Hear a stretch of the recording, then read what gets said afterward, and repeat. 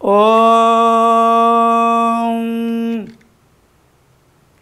லோகவீரம் மகாபூஜ்யம் சர்வரக்ஷாஹரம் விபும் பார்வதீகிருதயானந்தம் சாஸ்தாரம் பிரணமாம்யகம். ஓம் சுவாமியே சரணமையப்பா. சுவாமி சரணம். ஓம் நமச்சிவாய. மேன்மைகள் சைவநீதி விளங்குக உலகமெல்லாம். நோயற்ற வாழ்வே குறைவற்ற செல்வம்.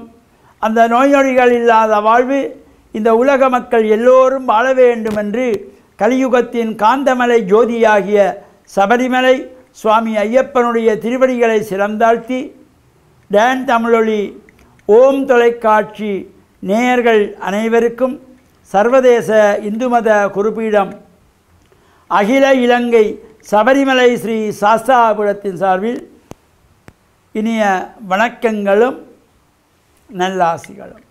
இன்றும் மங்களகரமான விஸ்வாவசு வருஷம் வைகாசி மாதம் 3ஆம் நாள் 17/5/2025 சனிக்கிழமை. இன்று மலர்ந்திருக்கின்ற இன்றைய பொழுதும் நம் எல்லோருடைய வாழ்விலும் எல்லா விதமான சிறப்புகளும் வெற்றிகளும் கிடைக்க வேண்டும் என்று இறைவனை பிரார்த்தித்து இன்று மந்த வாரம் என்று போற்றுகின்ற சனிக்கிழமை. இந்த சனிக்கிழமையிலே எந்த விதமான சுபகாரியங்களும் செய்யக்கூடாது, எந்த விதமான சுபகாரியங்களையும் ஆரம்பிக்கக்கூடாது. ஒரு திருமணத்துக்கான ஜாதக பொருத்தம் பார்க்கப்படாது, நிச்சயதார்த்தம் செய்யக்கூடாது, ஒரு புதுமனை புகுவிழா செய்யக்கூடாது, புது வீட்டுக்கான அத்திவாரம் தோண்டக்கூடாது. இந்த சனிக்கிழமையிலே இவ்வாறான காரியங்கள் எல்லாம் தவிர்க்க வேண்டும்.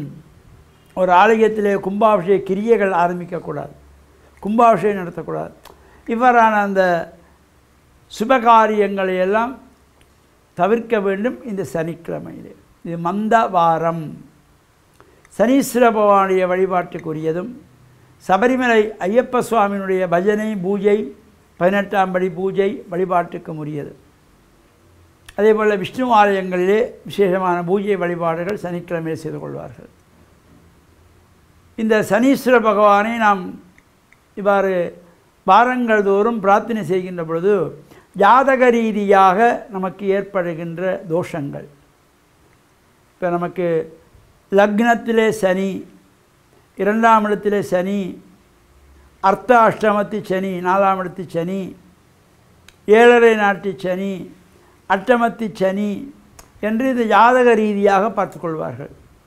இவ்வாறான அந்த தோஷங்கள் வருகின்ற பொழுது அவருடைய தாக்கங்களை குறைப்பதற்கு நாம் ஒவ்வொரு சனிக்கிழமைகளும் சனீஸ்வர பகவானுக்கு விரதம் இருந்து எள்ளெண்ணெய் தீபங்கள் ஏற்றி வழிபாடு செய்து வர அந்த தாக்கங்கள் குறைவடைந்து கொண்டு போகும்.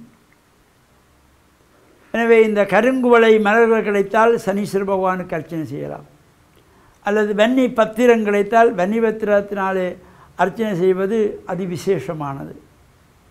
இவ்வாறு சனீஸ்வர பகவானை வழிபாடு செய்வதும் எள்ளெண்ணெய் தீபங்கள் ஏற்றி வழிபாடு செய்வதும், நம்முடைய குடும்பத்திலே 4 பேர் இருக்கிறோம், 5 பேர் இருக்கிறோம் என்றால் அந்த எண்ணிக்கையின் அடிப்படையிலே குடும்பத்திலே உள்ளவர்கள் எல்லோருக்குமாக ஒவ்வொரு தீபங்களை, குடும்பத்தில் 5 பேரா 5 எள்ளெண்ணெய் தீபங்கள் எடுத்து வைத்து ஏற்றி பிரார்த்தனை செய்கின்ற பொழுது அந்த தாக்கங்கள் குறைவடைந்து கொண்டு போகும்.